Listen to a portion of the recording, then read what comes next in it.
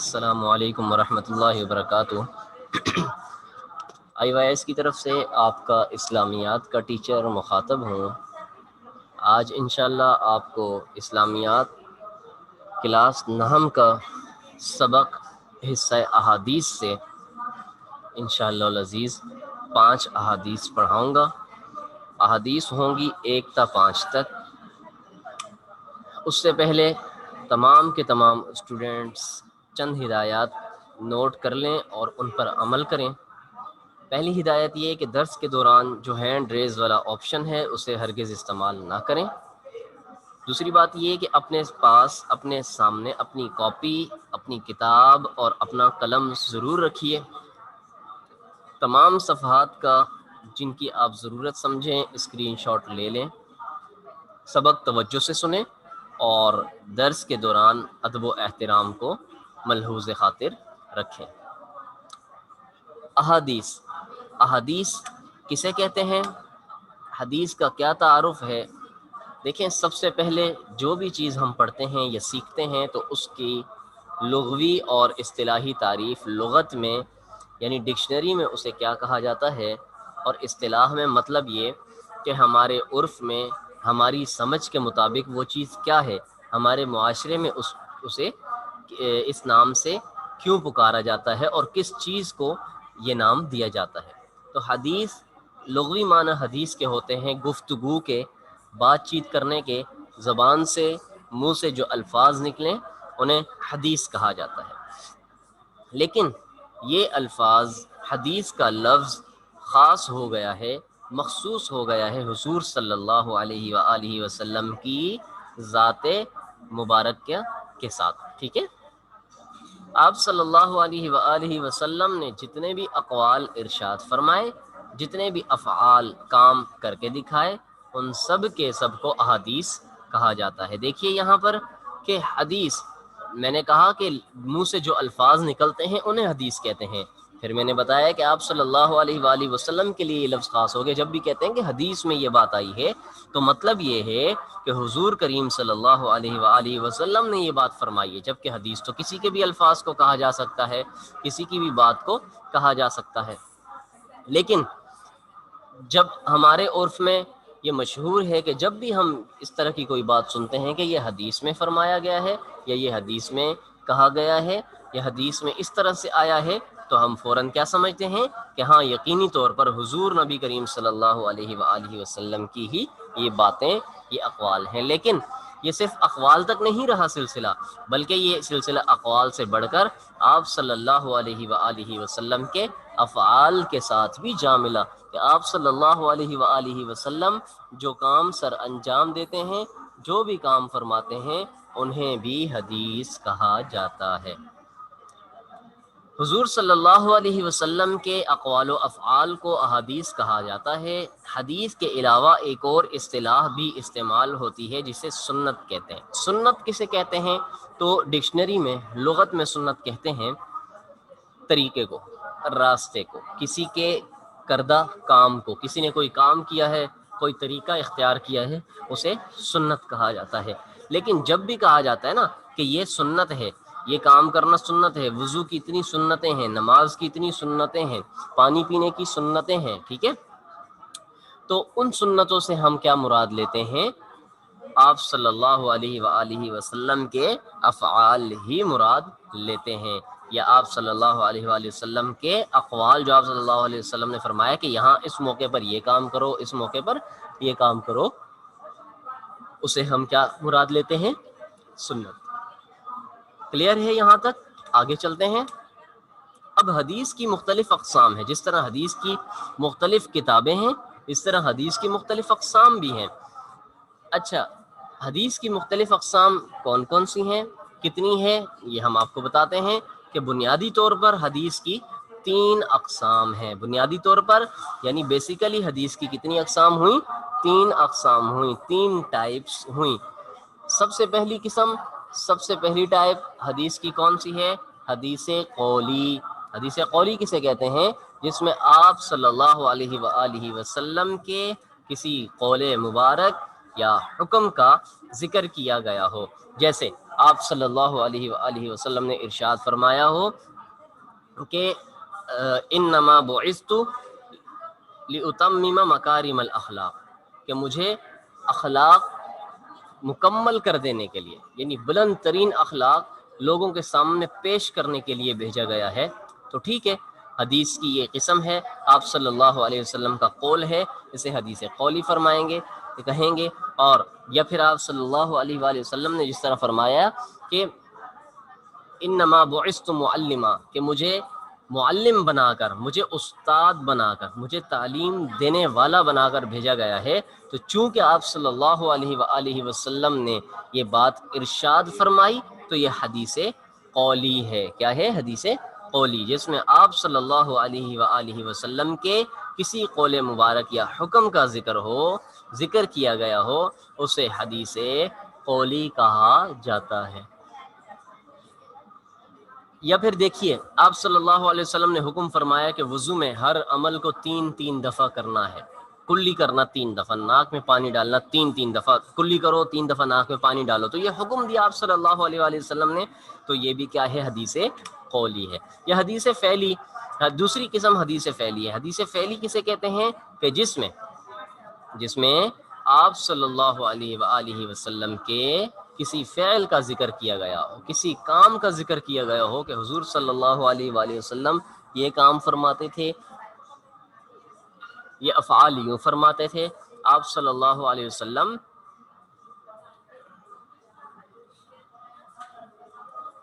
یا پھر آپ صلی اللہ علیہ وآلہ وسلم کے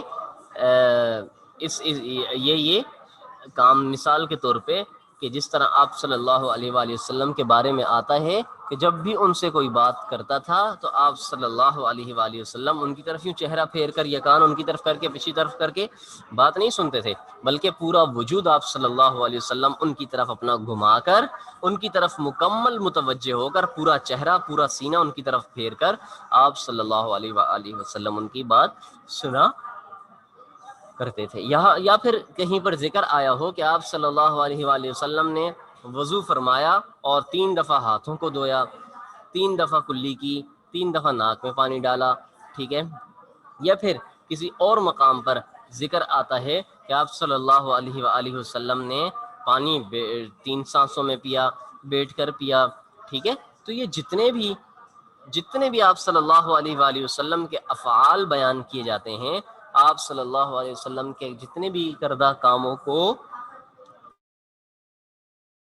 بیان کیا جاتا ہے، یہ کیا کہلاتے ہیں؟ افعال۔ کیا کہلاتے ہیں اسٹوڈنٹس؟ افعال کہلاتے ہیں، ٹھیک ہے۔ تو حدیث کی اس قسم کو جس میں آپ صلی اللہ علیہ وآلہ وسلم کے افعال کو، کاموں کو بیان کیا گیا ہو، اسے حدیث فعلی کہیں گے۔ تیسری قسم کی طرف ہم چلتے ہیں، بڑھتے ہیں۔ تیسری قسم ہے حدیث تقریری، جو ان دونوں سے ہٹ کر ہے۔ حدیث تقریری کسے کہتے ہیں؟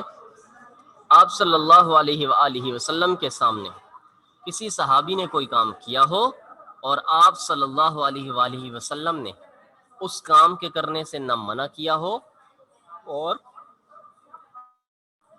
نہ ہی اس کا حکم فرمایا ہو۔ دیکھیں سمجھیے اس بات کو کہ آپ صلی اللہ علیہ وآلہ وسلم سامنے موجود ہیں، ایک صحابی آتے ہیں، وہ کوئی سا بھی کام کرتے ہیں، ایسا کام کرتے ہیں کہ جو ہوتا تو انوکھا ہے، صحابہ کرام کے سامنے کیا جاتا ہے، آپ صلی اللہ علیہ وآلہ وسلم کے سامنے وہ عمل، وہ فعل، وہ کام وہ کیا جاتا ہے، چاہے وہ فعل ہے، عمل ہے، کام ہے یا قول ہے، وہ کیا جاتا ہے، کہا جاتا ہے۔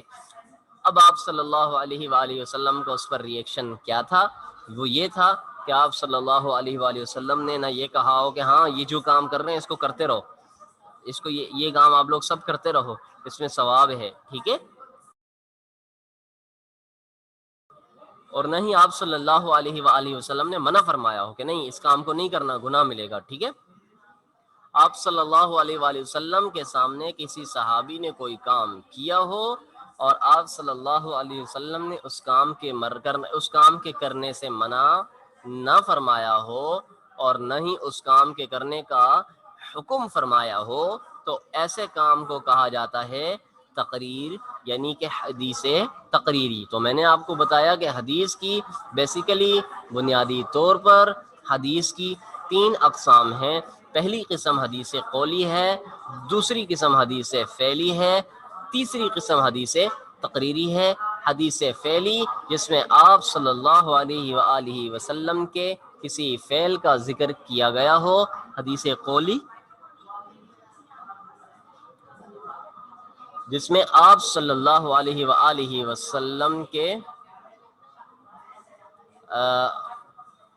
اقوال کا ذکر کیا گیا ہو، اور حدیث تقریری جس میں آپ صلی اللہ علیہ وآلہ وسلم کے سامنے کوئی کام کیا گیا ہو اور آپ صلی اللہ علیہ وسلم نے نہ اس کام کے کرنے کا حکم دیا ہو اور نہ ہی اس کام کے کرنے سے منع فرمایا ہو.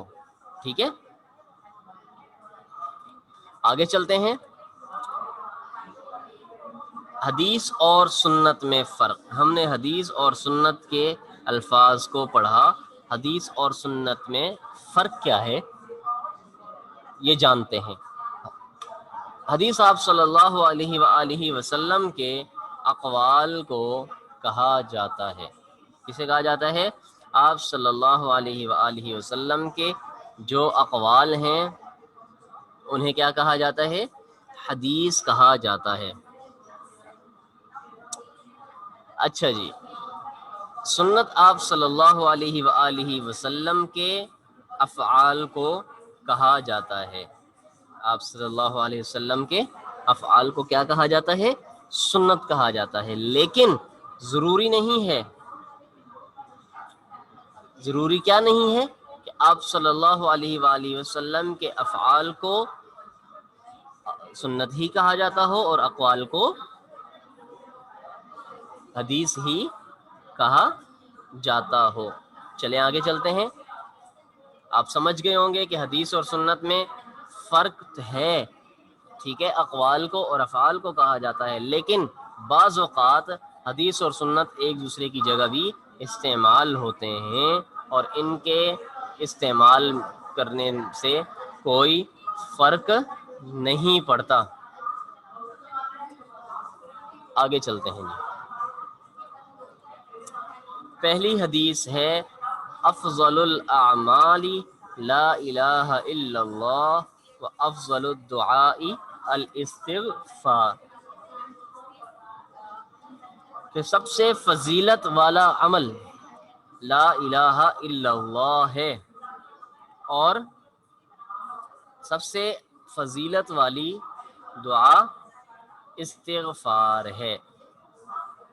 دوبارہ پڑھتا ہوں. افضل الاعمال لا الہ الا اللہ، سب سے فضیلت والا عمل لا الہ الا اللہ ہے. وافضل الدعاء الاستغفار، اور سب سے فضیلت والی دعا استغفار ہے. اب پورا ترجمہ سنیے کہ اردو میں ہم کہیں گے تو کیسے کہیں گے. افضل الاعمال لا الہ الا اللہ، سب سے فضیلت والا عمل یہ ہے کہ انسان یہ جملہ ادا کرے کہ اللہ کے سوا کوئی معبود نہیں، یا پھر کوئی معبود نہیں سوائے اللہ کے. یہ کہنا سب سے فضیلت والا عمل ہے، اس کا اقرار کرنا. وہ افضل الدعاء الاستغفار، اور سب سے فضیلت والی دعا کیا ہے کہ افضل ترین دعا کیا ہے، جس دعا کو سب سے افضل کہا گیا ہے وہ اللہ تعالی سے مغفرت طلب کرنا ہے، گناہوں کی توبہ کرنا ہے.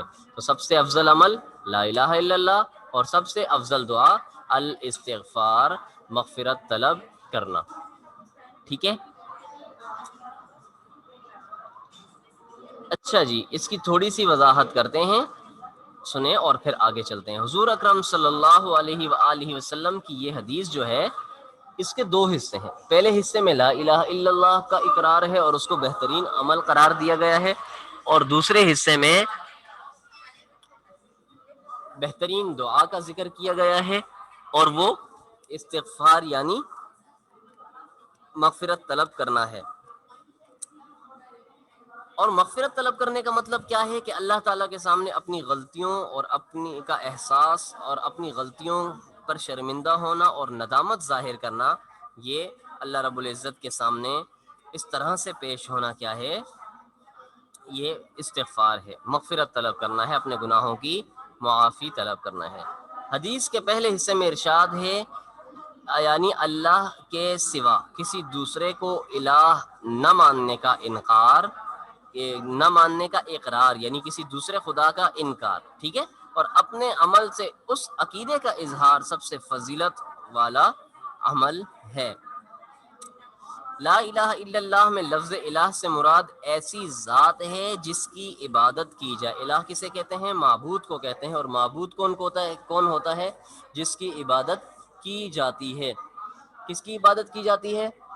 اللہ رب العزت کی عبادت کی جاتی ہے، اور اللہ رب العزت کے سوا کوئی معبود نہیں ہے۔ ٹھیک ہے اسٹوڈنٹس، اللہ تعالیٰ سے بے پناہ محبت اور عقیدت ہو، اور وہ اللہ ہی کی ذات ہے جس نے ہمیں پیدا، یہ سوچیں ہم کس نے پیدا کیا؟ اللہ تعالیٰ کی ذات نے۔ کیسے پیدا کیا کہ انسان کا کوئی وجود نہیں تھا، کوئی نام نہیں تھا، اور اللہ تعالیٰ نے اس انسان کو کیا کر دیا؟ پیدا فرما دیا۔ ہمیں عقل بصیرت عطا کی، اللہ تعالیٰ نے ہمیں بھی پیدا فرمایا، پرندوں کو بھی پیدا فرمایا، جانوروں کو بھی پیدا فرمایا، اللہ تعالیٰ نے درختوں کو بھی پیدا فرمایا، پتھروں تک کو اللہ رب العزت نے پیدا فرما دیا۔ لیکن عقل کسے عطا فرمائی اللہ رب العزت نے؟ اس انسان کو عطا فرمائی جس انسان کے بارے میں قرآن مجید میں ارشاد فرمایا کہ ہم نے انسان کو ضعیفہ، کمزور پیدا کیا ہے۔ ٹھیک ہے، آپ قرآن مجید میں اگر وہ آیات دیکھیں جو انسان کے بارے میں اللہ رب العزت نے ارشاد فرمائی ہیں تو ہمیں احساس ہوگا کہ اللہ رب العزت نے ہمیں کتنا کمزور پیدا فرمایا ہے۔ اگرچہ ہم نے بڑے بڑے ٹاور اپنے ہاتھوں سے تعمیر کر دیے، اور بڑی بڑی فلک بوس عمارتیں جو آسمانوں کو چھونے والی ہیں اپنے ہاتھوں سے تعمیر کر دیں، ہم نے ہزاروں ٹنوں لوہا ہوا میں اڑا دیا، جہاز ہم نے اڑا دیے، ہم نے مختلف چیزیں دوسرے سیاروں پر بھیج دیں۔ تو عزیز طلباء و طالبات، عزیز طلباء، یہ بات یاد رکھیے کہ اس سب کے لیے اللہ رب العزت نے ہمیں ایک عقل دی ہے۔ دیکھیے جس وقت کوئی گاڑی یا کوئی جہاز یا کوئی بھی ایسی چیز بے قابو ہو جاتی ہے تو اس وقت پھر اللہ رب العزت کا ہم اس کو حکم سمجھتے ہیں کہ ہم اللہ رب العزت کے سامنے عاجز ہو جاتے ہیں، تو اللہ رب العزت نے ہمیں ان چیزوں پر اس قسم کی ایک لمیٹڈ قدرت دی ہے۔ ٹھیک ہے، کیوں؟ کیونکہ ہمیں اللہ رب العزت نے اشرف المخلوقات بنایا ہے، اور انسان کو بنا کر اللہ رب العزت نے ساری کی ساری مخلوق کو انسان کی خدمت میں لگا دیا ہے۔ اور انسان کو کس کی خدمت کے لیے بنایا ہے؟ کس کی عبادت کے لیے بنایا ہے؟ تو انسان کو اللہ رب العزت نے صرف اور صرف اپنی عبادت کے لیے پیدا فرمایا ہے۔ آئی تھنک یہاں تک یہ بات کلیئر ہو گئی ہوگی۔ آگے چلتے ہیں دوسری حدیث کی طرف۔ دوسری حدیث انتہائی اہم موضوع ہے جسے سمجھنا، جس پر عمل کرنا انتہائی ضروری ہے۔ طلب العلم فریضۃ علی کل مسلم، علم کی طلب، علم حاصل کرنا فرض ہے ہر مسلمان پر، علم حاصل کرنا ہر مسلمان پر فرض ہے۔ اب مسلمان کہا ہے، مسلمان مرد نہیں کہا، مسلمان کہا ہے، صرف مسلمہ نہیں کہا، مسلمان عورت نہیں کہا، بلکہ دونوں کے لیے برابر یکساں دونوں کے لیے علم حاصل کرنا فرض ہے۔ کتنا علم حاصل کرنا فرض ہے؟ کیونکہ ہم نے تو کئی لوگوں کو کہتے ہوئے سنا ہے کہ علم کا سمندر بہت وسیع اور بہت گہرا ہے، تو مطلب اگر ہم نے پورا کا پورا علم حاصل نہیں کیا ہر چیز کے بارے میں تو کیا ہم نے فرض پورا نہیں کیا؟ نہیں، بلکہ جس علم سے ہمیں حلال حرام، جائز ناجائز کا اور رزق حلال کمانے کا طریقہ آ جائے اتنا علم حاصل کرنا فرض ہے۔ اور میں ہمیشہ کہتا ہوں کہ اپنی فیلڈ، جس فیلڈ میں انسان موجود ہے، چاہے وہ جیولرز کا کام کر رہا ہے، چاہے وہ لوہے کا کام کر رہا ہے، چاہے وہ کپڑے کا کام کر رہا ہے، یا کچھ بھی کام کر رہا ہو، انسان کو کیا کرنا چاہیے؟ جو بھی وہ کام کر رہا ہو اس فیلڈ میں انسان علم حاصل کرے۔ یہ انسان پر کیا ہے؟ اس فیلڈ کے بارے میں، اس فیلڈ کے حلال حرام جائز ناجائز کے بارے میں انسان کو پتہ چل جائے، اتنا علم حاصل کرنا انسان کے لیے کیا ہے اسٹوڈنٹس؟ فرض ہے۔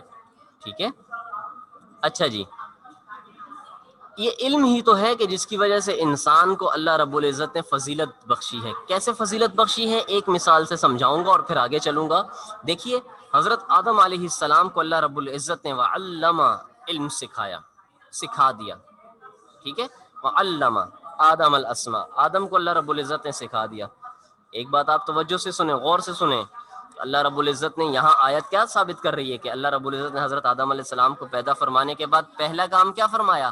سب سے پہلا کام اللہ رب العزت نے جو انسان کے لیے فرمایا، اہتمام فرمایا، علمہ، علم دیا۔ تو علم حاصل کرنا بہت ضروری ہے میرے عزیز طلباء و طالبات۔ یہ علم ہمیں حقیقی جو آلات علم ہے انہی سے آئے گا، حقیقی اساتذہ سے ہی آئے گا یہ علم۔ اس علم کو اگر ہم حاصل کرنے کے لیے کچھ اور راستے اختیار کرنا شروع کر دیں تو اس طرح سے ہمیں علم کبھی بھی حاصل نہیں ہوگا، بلکہ اس کے لیے ہمیں اساتذہ کی نیڈ ہوگی، اس کے لیے ہمیں اچھے گائیڈر کی نیڈ ہوگی، اس کے لیے ہمیں اچھے آلات علم کی نیڈ ہوگی، ہمیں کتابیں چاہیے ہوں گی، ہمیں مٹیریل چاہیے ہوگا، ٹھیک ہے؟ تبھی ہم جا کر سیکھیں گے، اور اوتھینٹک پرسنس جو ہوں گے ان سے جب ہم علم سیکھیں گے تو ہمارا علم بھی اوتھینٹک ہوگا، ورنہ ہم گمراہ ہوں گے، اور اس گمراہ ہونے میں کوئی شک و شبہ نہیں ہوگا۔ طلب العلم فریضۃ علی کل مسلم، اور علم کا حصول ہی انسان کی بنیادی ضرورت بھی ہے۔ آگے چلتے ہیں، آپ صلی اللہ علیہ وآلہ وسلم نے ارشاد فرمایا، یہاں پر ہماری کتاب میں نمبر کے اعتبار سے حساب سے تیسری حدیث ہے، خیرکم من تعلم القرآن وعلمہ۔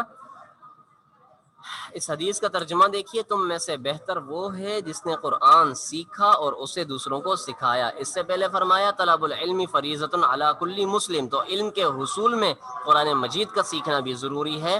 خیرکم من تعلم القرآن وعلمہ، پھر بتلا دیا کہ ہاں ٹھیک ہے، تم دنیا کے تمام علوم سیکھ لو، بھلے کچھ سے کچھ کیوں نہ بن جاؤ، لیکن جب تک تم قرآن نہیں سیکھ لیتے تب تک تم دنیا کے سب سے بہتر شخص، قرآن نہیں سکھا لیتے، دوسروں کو سکھانے والے نہیں بنتے، تب تک تم دنیا کے سب سے بہتر شخص نہیں کہلا سکتے۔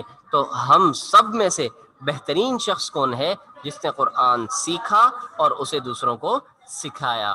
یاد رکھیے گا کہ علم، قرآن مجید جو ہے وہ علم کے خزانوں کا مرکز ہے۔ قرآن مجید کو دیکھ کر لوگ، پڑھ کر، لوگ سمجھ کر، لوگ سیکھ کر جو ایجادات کرتے ہیں، جو کچھ ترقیاں کرتے ہیں، ان کی مثالیں ہم لانے سے قاصر ہیں۔ یاد رکھنا، اپنے ہوں یا ہوں غیر، وہ سب کے سب قرآن مجید کو اٹھاتے ہیں اور اسی کی ریسرچ، قرآن مجید کے ہی انکشافات پر ریسرچ کرتے ہیں، اور ریسرچ کرنے کے بعد آگے بڑھنے کی کوشش کرتے ہیں۔ اور جو لوگ قرآن مجید پر عمل نہیں کرتے، بس صرف قرآن مجید کرتے رہتے ہیں اور سیکھتے نہیں ہیں، سکھاتے نہیں ہیں، دوسروں کو پڑھاتے نہیں ہیں، اس پر عمل نہیں کرتے، تو وہ لوگ ساری زندگی پھر روتے پھرتے ہیں۔ سمجھ آئی اسٹوڈینٹس؟ اس حدیث میں آپ صلی اللہ علیہ وآلہ وسلم نے ارشاد فرمایا، خیرکم من تعلم القرآن وعلمہ، تم میں سب سے بہتر وہ ہے جس نے قرآن سیکھا اور اسے دوسروں کو سکھایا۔ تو سب سے بہتر کون ہے؟ قرآن جس نے خود بھی سیکھا ہو اور دوسروں کو بھی سکھانے والا ہو۔ تو ہمیں کوشش کرنی چاہیے کہ سب سے پہلے تو ہمیں قرآن مجید صحیح پڑھنا آ جائے۔ اگر ہمیں 10 بندوں میں کہا جائے کہ آپ قرآن مجید کی سورہ اخلاص کی تلاوت کرو، سورہ فلق کی تلاوت کرو، سورہ ناس کی تلاوت کرو، سورہ کافرون کی تلاوت کرو، یہ کسی بھی سورت کی تلاوت کرنے کا کہا جائے، سورہ فاتحہ سنا دو، اور ہم شرمانے لگ جائیں یا ہم نہ پڑھ پائیں، تو یاد رکھنا کہ پھر ہمیں سمجھ جانا چاہیے کہ ہم قرآن مجید سیکھنے والوں میں سے نہیں، ہمیں قرآن مجید آتا نہیں، ہم نے قرآن مجید سیکھا نہیں جس طرح کہ اس کا حق کسی قدر ادا کیا جا سکتا تھا، ہم اس سے محروم ہیں، اور یہ انتہائی افسوس کی بات ہے۔ اسی لیے قرآن مجید سیکھنے کے لیے، سمجھنے کے لیے، پڑھنے کے لیے، پڑھانے کے لیے ایج لمٹ کوئی نہیں ہے۔ آپ 80 سال کے ہو جائیں، آپ 100 سال کے ہو جائیں، آپ 20 سال کے ہوں یا 6 سال کے ہوں، قرآن مجید پڑھ سکتے ہیں، سیکھ سکتے ہیں، سمجھ سکتے ہیں، اور سمجھنا بھی چاہیے، پڑھنا بھی چاہیے، اور سیکھنا بھی چاہیے۔ اگلی حدیث کی طرف چلتے ہیں۔ حضور نبی کریم صلی اللہ علیہ وآلہ وسلم نے ارشاد فرمایا،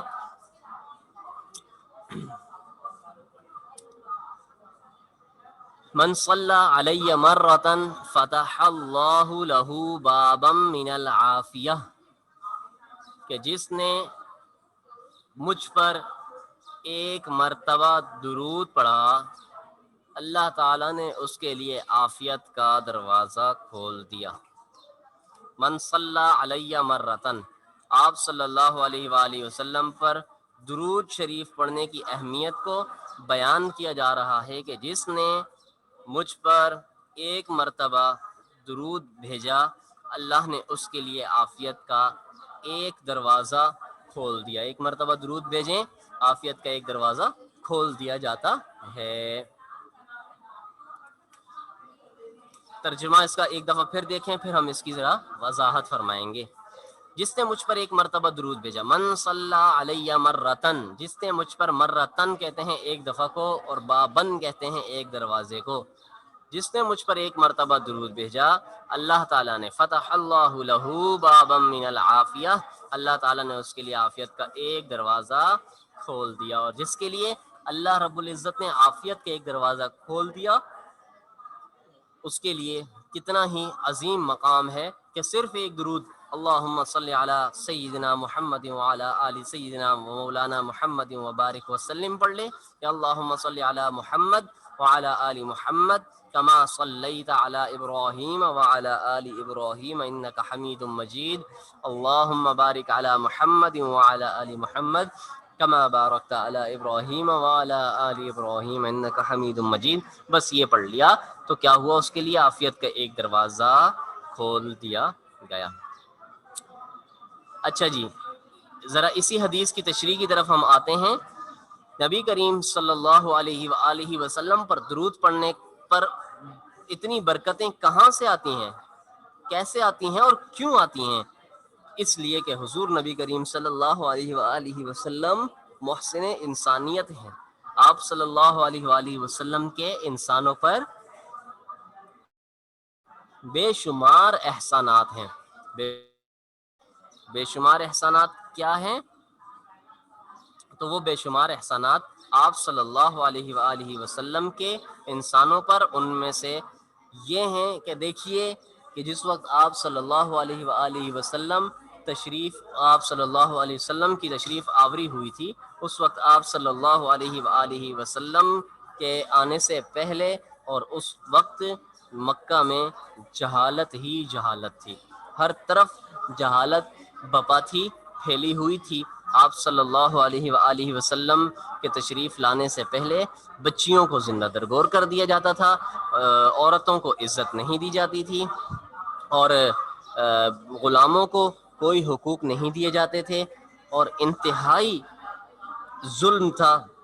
جس کی لاٹھی اس کی بھینس والا قانون تھا، کہ جس کے پاس کچھ عہدہ تھا، کچھ مال و دولت تھا، کچھ عزت تھی، تو وہ دوسرے شخص کو ہمیشہ دبا کر رکھتا تھا، تکلیف میں رکھتا تھا، اذیت میں رکھتا تھا۔ تو اس وقت کیا ہوا؟ اس وقت یہ ہوا کہ اللہ رب العزت نے آپ صلی اللہ علیہ وآلہ وسلم کو بھیجا، اور بھیجنے کے بعد مسلمانوں پر، انسانوں پر، تمام کے تمام انسانوں پر احسان فرما دیا کہ آپ صلی اللہ علیہ وآلہ وسلم نے سب کے حقوق بتا دیے، اور حقوق بتانے کے بعد انسانوں کو کسے جینے کا کتنا حق ہے اور کیوں ہے، تو آپ صلی اللہ علیہ وسلم نے بتلا دیا کہ سب کو جینے کا برابر کا حق ہے، اور وہ حقوق ادا کیے گئے۔ تو سب سے بڑا حق تو یہ تھا، سب سے بڑا احسان تو یہ تھا۔ اس کے بعد آپ صلی اللہ علیہ وآلہ وسلم نے انسانوں کو وہ رستہ دکھایا کہ جو ہدایت کا رستہ ہے، کہ جس رستے پر چل کر وہ ہدایت حاصل کر سکتے ہیں، ہدایت پا سکتے ہیں۔ آپ صلی اللہ علیہ وآلہ وسلم نے وہ رستہ دکھایا، پھر زندگی میں وہ اعمال کر کے دکھائے، وہ اقوال ارشاد فرمائے کہ جن پر عمل کر کے انسان فلاح و کامیابی تک اور ان کے اعلیٰ درجوں تک پہنچ سکتا ہے۔ سورۃ الاحزاب میں بھی اللہ رب العزت نے حکم فرمایا ہے، کیا حکم فرمایا ہے؟ ان اللہ و ملائکتہ یصلون علی النبی، بے شک اللہ اور اس کے فرشتے، اللہ رب العزت اور فرشتے کیا کرتے ہیں؟ نبی کریم صلی اللہ علیہ وآلہ وسلم پر درود بھیجتے ہیں۔ یا ایھا الذین آمنوا صلوا علیہ وسلموا تسلیما، اور اے ایمان والو آپ بھی حضور نبی کریم صلی اللہ علیہ وآلہ وسلم پر درود بھیجو۔ کلیئر؟ جب وہاں پر بھی حکم فرمایا ہے اور یہاں پر بھی طریقہ سکھا دیا، بتلا دیا کہ ایک دفعہ درود پڑھیں گے تو آپ کو کیا اجر دیا جائے گا۔ اچھا جی، اگلی حدیث کی طرف چلتے ہیں۔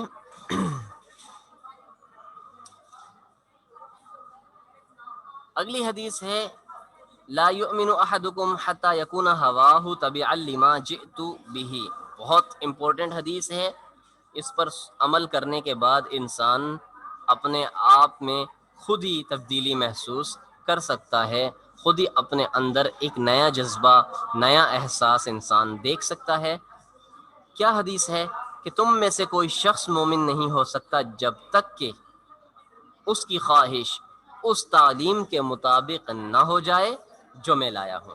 حضور صلی اللہ علیہ وسلم نے کیا ارشاد فرمایا ہے کہ تم میں سے کوئی شخص اس وقت تک ایمان والا نہیں ہو سکتا، اس وقت تک مومن نہیں ہو سکتا، کامل مومن نہیں ہو سکتا جب تک اس کی خواہش اس تعلیم کے مطابق نہ ہو جائے جو میں لایا ہوں۔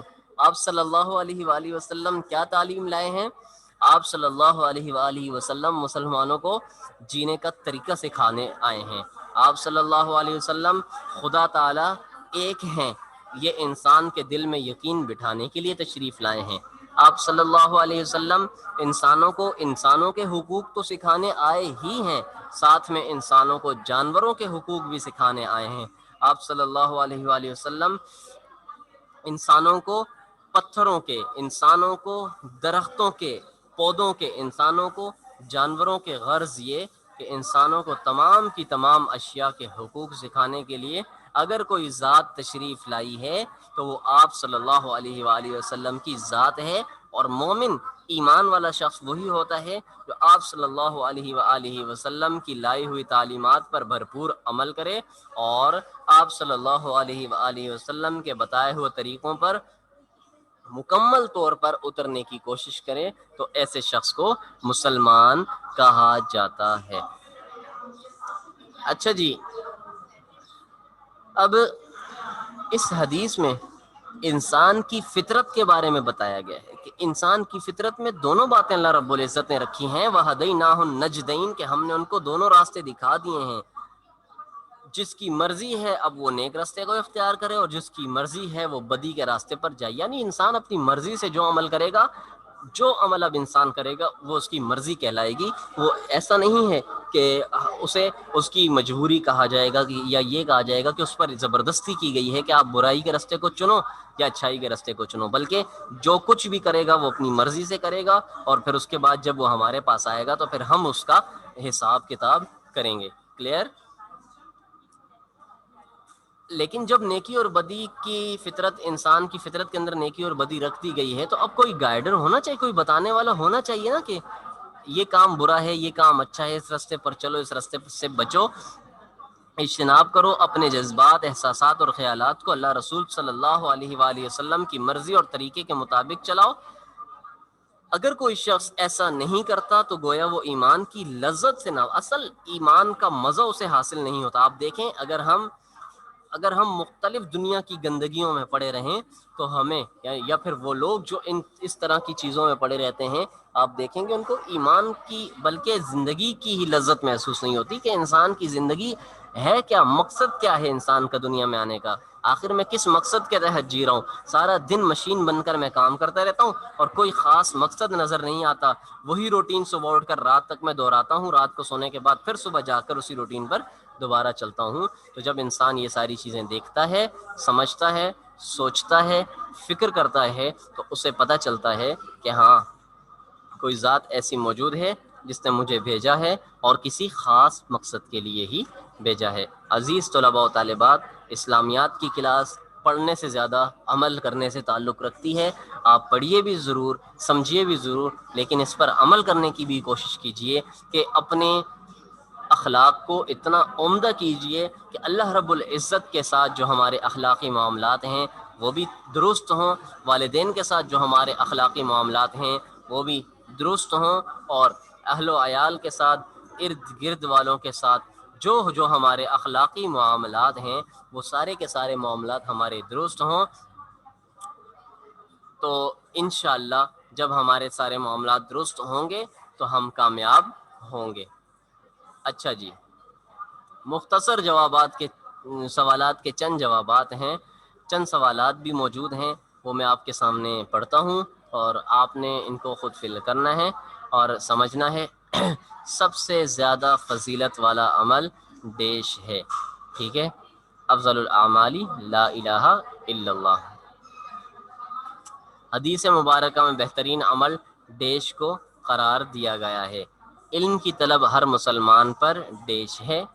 تم میں سے بہتر وہ ہے جس نے قرآن سیکھا اور اسے دوسروں کو سکھایا، جس نے حضور صلی اللہ علیہ وآلہ وسلم پر ایک مرتبہ درود پڑھا، اللہ تعالیٰ نے اس کے لیے عافیت کا ایک دروازہ کھول دیا۔ اچھا جی، کلیئر ہو گیا، سمجھ گئے؟ چند سوالات ہیں، ان کے جوابات کو آپ حل کر لیں تو انشاءاللہ یہ آپ کے لیے سمجھنے میں اور آسان ہوگا۔ توحید کا کیا مطلب ہے، ہم توحید کا اقرار اپنے عمل سے کس طرح کر سکتے ہیں، سب سے بہترین دعا کون سی ہے اور اسے کیوں مانگنا چاہیے، علم کے بارے میں نبی کریم صلی اللہ علیہ وسلم نے کیا فرمایا اور علم حاصل کرنا کیوں ضروری ہے، قرآن پاک کا علم حاصل کرنا کیوں ضروری ہے اور اسے دوسروں تک پہنچانے کا اسلام میں کیا حکم دیا گیا ہے، حضور اکرم صلی اللہ علیہ وسلم پر درود بھیجنا کیوں ضروری ہے، اس بارے میں قرآن پاک میں کیا حکم فرمایا گیا ہے، نبی کریم صلی اللہ علیہ وسلم نے مومن ہونے کی کیا نشانی بتائی ہے اور اللہ تعالیٰ نے اس کی قرآن پاک میں کیا تصدیق کی ہے۔ یہ تمام کی تمام چیزیں اور باتیں ہیں، سوالات ہیں جنہیں آپ نے حل کرنا ہے، ان کا جواب آپ نے لکھنا ہے۔ دوبارہ آپ لیکچر سن سکتے ہیں، جب بھی اپلوڈ کیا گیا سن کر آپ ان کو کاپی میں حل کیجئے اور ان احادیث کو زیادہ سے زیادہ سمجھنے کی کوشش کیجئے۔ اللہ تعالیٰ ہم سب کو سچا پکا دین اسلام پر چلنے والا اور قرآن مجید پر عمل کرنے والا بنائیں۔ انشاءاللہ اگلی کلاس سے ملاقات ہوگی، تب تک کے لیے اجازت، اللہ حافظ، السلام علیکم ورحمۃ اللہ۔